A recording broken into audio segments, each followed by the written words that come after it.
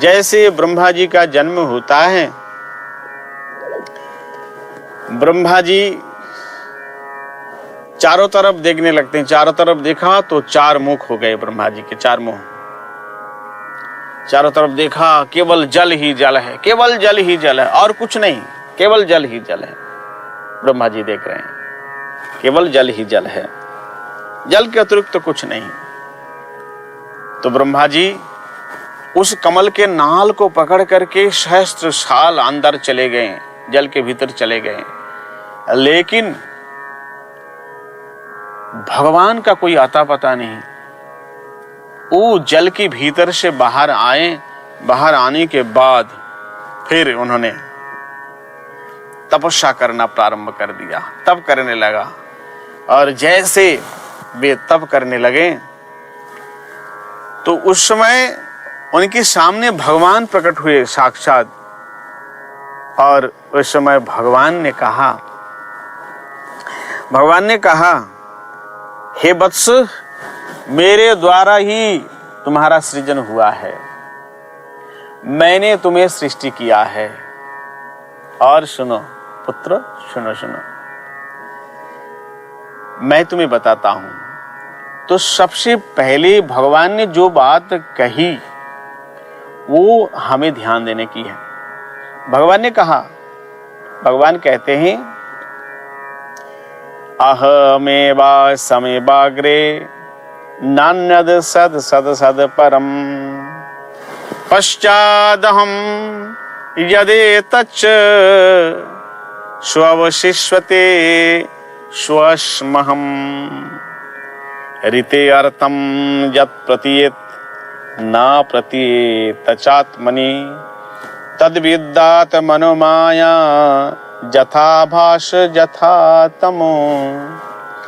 तो भगवान चार श्लोक में इस संपूर्ण भागवत तत्व भगवान ने सारे सृष्टि तत्व ब्रह्मा जी को समझा दिया। और ब्रह्मा जी को कहा, देखो मैं अभी तुम्हारे सामने हूं, तुम्हें दिखाई दे रहा है। तो पहले सृष्टि से पहले मैं था, अभी मैं हूं, और बाद में मैं ही रहता हूं। अर्थात हे वत्सो, तुम इस ब्रह्मांड में, एक ब्रह्मांड के तुम अधिपति हो। ऐसे अनंत कोटि ब्रह्मांड है, मेरा अनंत ब्रह्मांड है, और सब ब्रह्मांड में तुम्हारे जैसे अलग अलग ब्रह्मा है।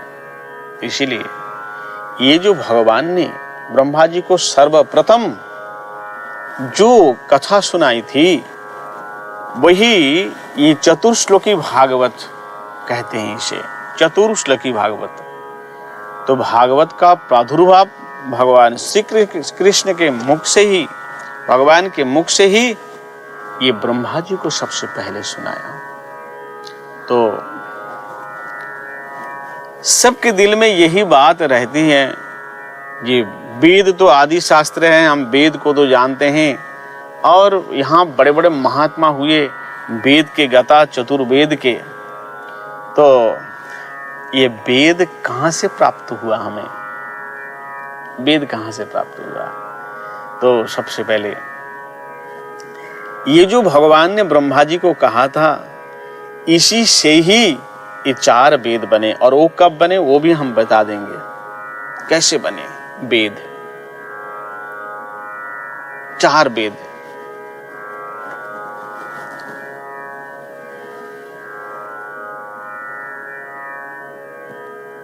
चतुर्वेद। अब भगवान ने ब्रह्मा जी को आज्ञा दिया, आज्ञा देने के बाद वही सृष्टि परंपरा तभी से चली आ रही है। और यदि शास्त्र के हिसाब से यदि हम युग का हिसाब देखें तो 4,32,000 साल कलयुग की आयु है। जैसे 365 दिन में एक साल होता है, और ऐसे 4,32,000 साल ये कलयुग की आयु है। और 8,64,000 साल द्वापर युग की आयु है। और त्रेता युग की आयु उसका 3 गुना। त्रेता युग की आयु है 12,96,000 साल। और सत्ययुग की आयु है 17,28,000 साल, यानी कि कलयुग का 4 गुना है। तो ऐसे ये चतुर्युग जब 71 बार पार हो जाते हैं तो एक मनमंत्र होता है। तो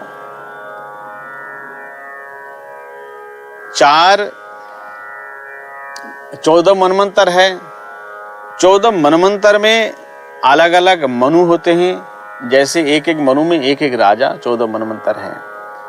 तो ये 14 मनमंत्र में एक कल्प होता है जो ब्रह्मा जी का एक दिन है।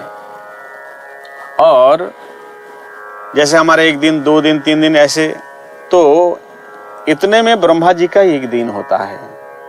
इसके हिसाब से एक कल्प 1 दिन है। ऐसे 14,000 कल्प तक ब्रह्मा जी की आयु है।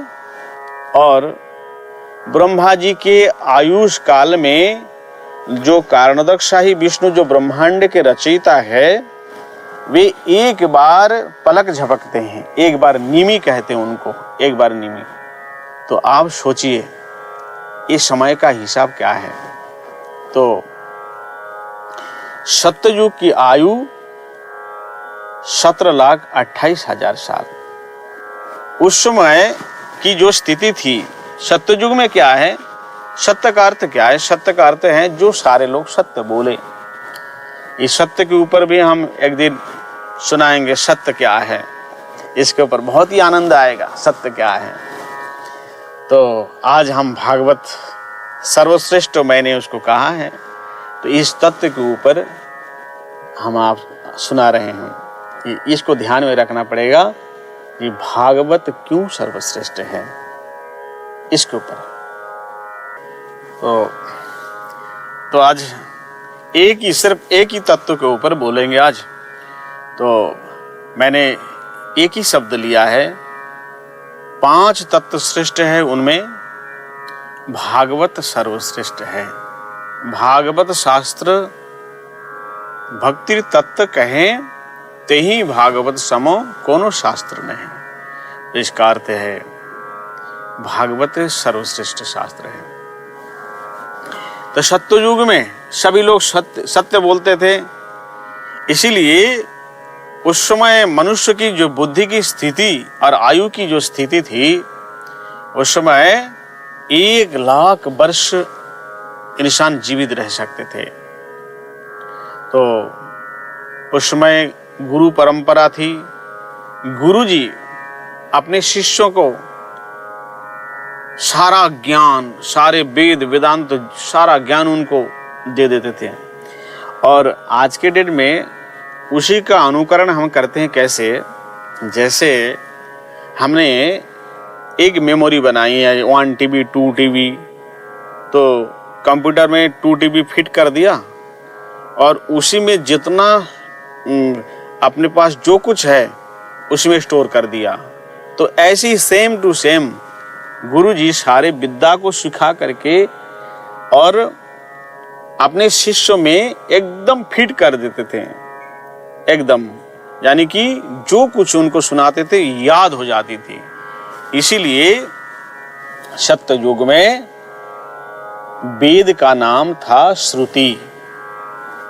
और त्रेता युग उसके बाद, तो त्रेता युग में उस समय धर्म का एक चरण, यानी कि सत्य का एक चरण कम हो गया, तो एक ही शून्य हट गई, जिसके कारण 1,00,000 से सीधे 10,000 में आ गए आयु। 10,000 वर्ष आयु मनुष्य की जब थी उस समय, तो उस समय भी गुरु परंपरा क्रम से ये जो वेद शास्त्र है शिष्यों को सुनाते थे और शिष्यों का सारा ज्ञान हो जाता था और सारे शिष्य जगत को ही परिचालित करते थे जगत को निर्माण करते थे उसी वेद के आधार पर। तो उस समय भी वेद का नाम श्रुति। उसके बाद द्वापर युग, भगवान श्री कृष्ण आए जिस युग में, द्वापर युग, उस समय भी मनुष्य का आयु 1000 साल था। तो ये 3 युग में, सत्य, त्रेता, द्वापर, ये 3 युग में वेद का नाम था श्रुति। वेद के मंत्र जो है वो श्रुति। तो अपने शिष्यों को सुना देते थे तो शिष्य पूरा वेद कंठस्थ कर लेते थे। तो अब आया कलयुग। तो कलयुग में क्या है, ये धर्म के जो 3 चरण है नष्ट हो गया। तो धर्म जहां नष्ट हो जाती है वहां बुद्धि भी नष्ट हो जाती है, क्योंकि धर्म नष्ट हो गया। धर्म विहीनानां च पशु भी समाना।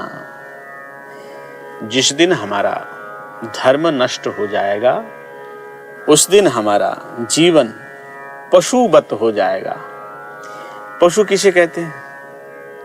पशु उसे कहते हैं जो केवल 4 काम करते हैं। 4 काम क्या क्या है? आहार, निद्रा, भय और मैथुन। केवल सिर पे भगवत जिज्ञासा नहीं है, 4 काम करे तो उसे मनुष्य रूपी एक पशु कहेंगे। मनुष्य देखने में लगता है लेकिन कोई धर्म का ज्ञान नहीं है। इसीलिए धर्म विहीनानां च पशु भी समाना। तो कलयुग में 100 वर्ष आयु हो गया और उसमें भी अधर्म का चरण 3, अधर्म का चरण 1 है। तो इसके कारण महर्षि व्यास जी, महर्षि वेदव्यास अपना आश्रम समाप्रास, जो हम बद्रीनाथ में जाते हैं, उसी बद्रीनाथ धाम से 30 किलोमीटर पहाड़ी पर, वहां पर बद्री वन मतलब बेर का एक वन है। आज तो हम तो गए थे, वहां पे बेर का वन तो नहीं है, लेकिन वहां के जो पहाड़ है तो जैसे एक के बाद एक ग्रंथ सजा के रखते हैं, ऐसे पर्वत का रूप है। यानी कि वो सारे के सारे ग्रंथ उनका जीवन है, उनके अंदर प्राण है। इसीलिए वे सारे ग्रंथ पत्थर रूप धारण करके वहां विराजमान है। तो महर्षि वेदव्यास जी, इन्हें भगवान का अवतार कहते हैं। तीनों ने देखा कलयुग के मनुष्य जो है ये सारे के सारे पतन की ओर जा रहे हैं, तो इनको यहां से निकालने के लिए क्या करें? तो उन्होंने ये सबसे पहले एक वेद निर्माण किया जिसका नाम ऋग्वेद। और ऋग्वेद के बाद ऋग, शाम, यजु, अथर्व, ये 4 वेद है। एक व्यक्ति ने, उन्होंने ये अलग अलग विभाग किया। क्यों किया? क्योंकि इसमें ज्ञान कांड, कर्म कांड, उपासना कांड और लोगों के रोग मुक्त करने के लिए विभिन्न तंत्र मंत्र, ये है अथर्व वेद में है। हम सभी जीवों के कल्याण के लिए उन्होंने ये निर्माण किया। लेकिन वेद में भगवान को कहीं कहीं ब्रह्म कहा है, इसीलिए वेद को दर्शन करके उन्हें भगवान मिलता नहीं। तो वेद किसने लिखा? व्यास जी ने, वेद व्यास ने। और वही व्यास जी एक एक करके 17 पुराण लिख डाले। और महाभारत जैसे ये अति सुंदर ये ग्रंथ उन्होंने तैयार किया। तो महाभारत क्यों किया? ताकि हम भगवान को जाने, भगवान को समझें। इसीलिए महाभारत की रचना हुई। महाभारत का निर्माण किया। लेकिन ये सब करने के बाद व्यास जी का चित्त अशांत है। व्यास जी एकदम अपने आश्रम में विचलित है, शांति नहीं मिल पा रहा है उन्हें। तब उस समय नारद जी उनके आश्रम में आए। श्रीमन नारायण नारायण नारायण नारायण ऐसे गाते हुए जैसे नारद जी आए और कहा, हे महर्षि व्यास जी महाराज, आप तो सारे शास्त्रों के ज्ञाता है, आपका विद्या कौन पार पा सकता है? आप इतने उच्च कोटि के विद्वान और आप अशांत। तो उस समय व्यास जी ने कहा, नारद, मैंने तो जो कुछ किया है जीवों के कल्याण के लिए किया है, ताकि ये सारे जगत के लोग शास्त्रों को जाने और भगवान को जाने। शास्त्र का बहुत रूप है। शास्त्र का एक रूप है शासन करता। जैसे गाड़ी में क्या है, बहुत स्पीड होती है गाड़ी में, तो क्या किसी गाड़ी में 120 किलोमीटर, किसी में 150, किसी में 200, किसी में 300, तो क्या हम उतना तेजी से चला सकते हैं? नहीं चला सकते हैं। उसमें भी ब्रेक भी होता है, नियम भी होता है। तो शास्त्र उसे कहते हैं जो हम हर स्थिति में, हर परिस्थिति में ब्रेक करें और हमें ठीक तरीका से चलाने का नियम ही शास्त्र बताते हैं। कैसे चलना है, कैसे बोलना है, कहाँ बोलना है, कहाँ नहीं बोलना है, कैसे खाना है, कैसे पीना है, क्या खाना है, क्या नहीं खाना है, क्या पीना है, क्या नहीं पीना है। ये जो शासन करें उनका नाम ही शास्त्र है। तो व्यास जी कहते हैं, मैंने तो जगत के कल्याण के लिए ही निर्माण कर दिया शास्त्र। नारद जी कहते हैं, सुनो, आपने जो शास्त्र निर्माण किया है, ये आपने बुद्धि और विद्या का परिचय दिया है, इसमें अपने विद्वत्ता का परिचय दिया है, लेकिन इसमें एक कमी रह गई। बोले, कमी क्या है? कमी ये है आपने किसी शास्त्र में बलि का भी जिक्र किया है। तो लोग आपके लेखनी को लेकर के तो फिर पशु बलि देंगे, तो ये अनर्थ हो जाएगा। आपने ऐसा क्यों किया? जो बलि प्रथा लिखा है, ऐसे क्यों किया है ये भी हमें पता है। क्योंकि कोई भी यज्ञ करेंगे, उस यज्ञ में यदि एक पशु को बलि देंगे, यानी कि वो पशु वृद्धावस्था आ गई, उस यज्ञ में आहुति देंगी, फिर उसमें से एक नया बछड़ा तैयार करेंगे। इसीलिए आपने ऐसा किया है, क्योंकि अब एक नया जीवन देना चाहते हैं, इसका कारण यह है। लेकिन लोग इसका तो अर्थ ही गलत समझेंगे, अनर्थ निकालेगा, तो इसीलिए आपकी चित्त में शांति नहीं है। और दूसरी बात, जब तक व्यक्ति कोई गुरु परंपरा से ज्ञान प्राप्त नहीं करते हैं, तब तक उनके अंदर परिपूर्ण ज्ञान नहीं हो सकता। हालांकि ये सब भगवत पार्षद है और उनमें परिपूर्ण ज्ञान है, सब कुछ है, लेकिन हमें सिखाने के लिए ये सारी उपदेश है। व्यास जी को नारद जी ने कहा, सुनो, भगवान श्री कृष्ण ने ब्रह्मा जी को मंत्र दिया। ब्रह्मा जी ने मुझे अपना पुत्र समझ करके वो मंत्र मुझे दिया है, तो मैं भी वही मंत्र आपको देता हूँ, मैं भी आपको वही मंत्र देता हूँ। तो बोले, ठीक है। जैसे व्यास जी को मंत्र दिया, अब गुरु मंत्र प्राप्त करके गुरु के हिसाब से क्या कहते हैं, अज्ञानतिमिरान्धस्य ज्ञानाञ्जन शलाकया चक्षुरुन्मीलितं येन तस्मै श्री गुरवे नमः। तो गुरु के ऊपर बहुत सारी कथा हैं, पर गुरु के बिना गुरु बिना भवनिधि तरहि न कोई, जो बिरंची शंकर सम होई। हाँ, गुरु बिना भवनिधि तरहि न कोई।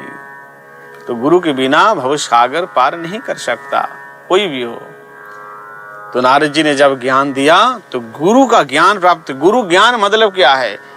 आपके जीवन में एक बात ध्यान रखना, आपके जीवन में जितने उच्च कोटि के गुरु होंगे, जितने उच्च कोटि के गुरु होंगे, उतना ही आप जल्दी से जल्दी भगवत शरणागति और भगवान के सानिध्य में चले जाएंगे। जो व्यक्ति, जैसे अब किसी को प्रधानमंत्री से मिलना है, तो मानो प्रधानमंत्री से हमें मिलना है, तो प्रधानमंत्री के साथ में जो रोज बैठता है उठता है, उनके साथ हमने दोस्ती कर ली। फिर वो कहेंगे एक दिन, अरे चलो चलो, मैं तो प्रधानमंत्री के साथ रोज बैठता हूँ उठता हूँ, तो तुम भी किसी दिन चलो और किसी अवसर में तुम्हें भी मिलवा देंगे। ऐसे ही जो संत भगवान के साथ जुड़ा हुआ है, जो भगवान के साथ जुड़ा हुआ है, एकदम भगवान के नजदीक करीब, वो आपको भी मिला सकता है। ऐसे नारद जी के द्वारा ज्ञान जैसे प्राप्त करी, तो जैसे अपने आश्रम में नेत्र बंद कर दिया और नारद जी को कहा, गुरुदेव अब मेरी तो वृद्धावस्था आ गई, मैं क्या करूं? अब वृद्धावस्था में सब लोग तो हार जाते हैं, सब लोग कहते हैं मेरी तो वृद्धावस्था आ गई, हम क्या करें? तो व्यास जी कहते हैं मेरी तो वृद्धावस्था आ गई। नारद जी कहते हैं सुनो, मुखम करति वाचालम पंगुम लंघयते गिरिम यत् कृपा तमहम वंदे परमानंद माधवम। मुखम करति वाचालम पंगुम लंघयते गिरिम। जो व्यक्ति बोल नहीं सकता उसे भी वाचाल बना देते हैं।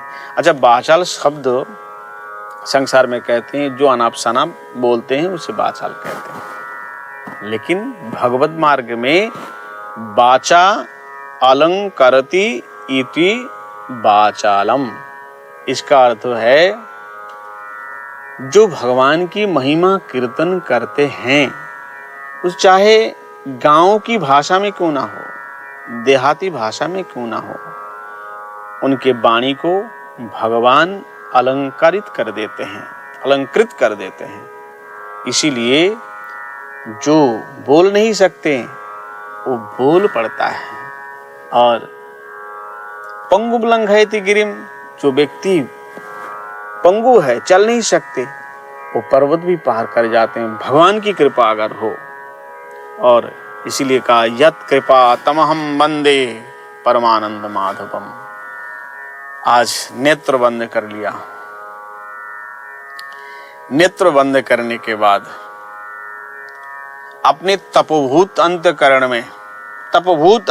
में भगवान की लीला प्रकट हो गई। ये बहुत बहुत अच्छी बात है, बहुत गूढ़ बात है, बहुत गूढ़ बात है।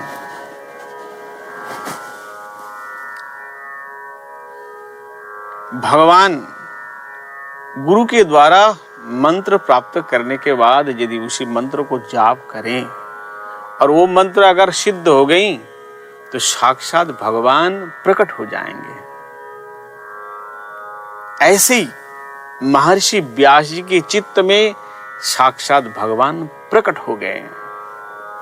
तो व्यास जी ने कहा, आहा, मैं तो भगवान को दर्शन कर रहा हूँ, भगवान की लीला दर्शन कर रहा हूँ, भगवान के सारे परिकर दर्शन कर रहा हूँ, भगवान के सारे धामों को मैं दर्शन कर रहा हूँ, तो भगवान का स्वरूप दर्शन कर रहा हूँ, तो भगवान का स्वरूप, भगवान की लीला, भगवान का धाम, भगवान का परिकर, ये सब कुछ एक साथ में दिखाई पड़ता है।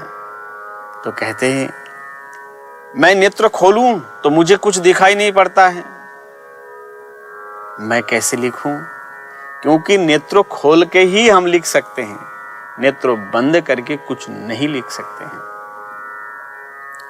तो उस समय गणेश जी को बुलाया, गणेश जी को कहा सुनो गणेश जी सुनो, मैं नेत्र बंद करके अपने तपभूत अंतकरण में मैं जो कुछ कहूंगा, जो कुछ मैं बोलूंगा, उसको आप अपने हाथों से लिखना। तो बोले ठीक है। तो गणेश जी को बुलाए, गणेश जी आए, गणेश जी के द्वारा ये श्रीमद् भागवत संहिता, भगवान के रूप सबसे पहले सच्चिदानंद रूपाय, सच्चिदानंद रूपाय विश्वोत्पत्त्यादि हेतवे तापत्रये विनाशाय श्री कृष्णाय वयं नुमः। तो भगवान का स्वरूप सच्चिदानंद, सच्चिद और आनंद, और भगवान की लीला, ये सारे भगवान की लीला और भगवान का धाम, भगवान के परिकर, ये सब लिखते चले गए, सब लिखते चले गए गणेश जी। तो इसमें एक बात आती है, क्या महर्षि व्यास जी ने लिखा है श्रीमद् भागवत? नहीं लिखा है। तो लिखा किसने है? गणेश जी।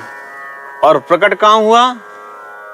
महर्षि व्यास जी के चित्त में, हृदय में ये भागवत जी का प्रादुर्भाव हुआ है।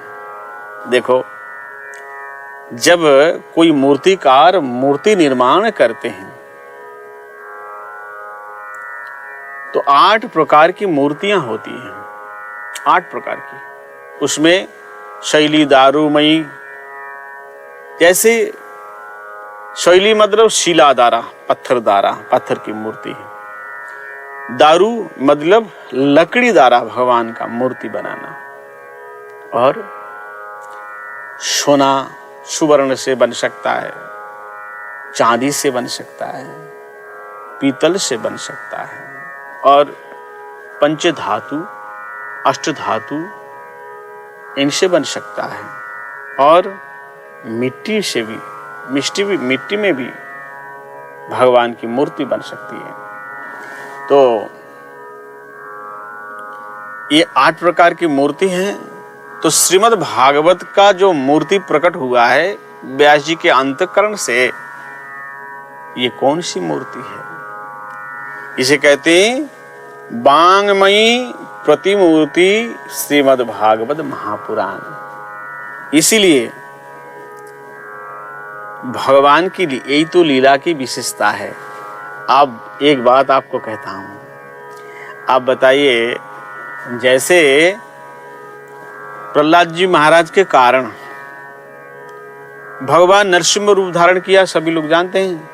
तो आप बताओ, जिस खंबे से, जिस स्तंभ से नृसिंह भगवान प्रकट हुआ, क्या उसी को माता पिता कहते हैं जहां से भगवान प्रकट हुए? नहीं। अच्छा, समुद्र मंथन के समय जो भगवान समुद्र से कश्यप रूप धारण किए, तो क्या समुद्र को माता पिता कहते हैं?